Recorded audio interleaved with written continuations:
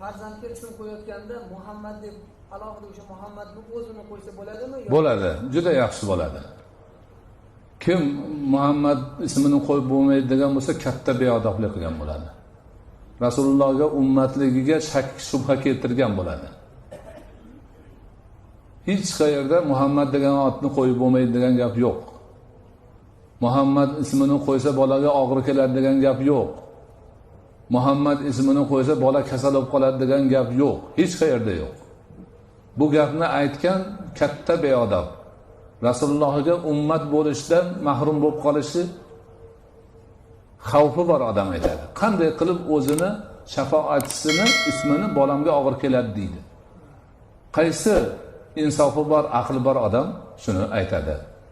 Alloh subhanahu va taolo barchalarimizni o'zi hifzi himoyasida asrasin, ibodatlarimizni dargohida qabul aylasin.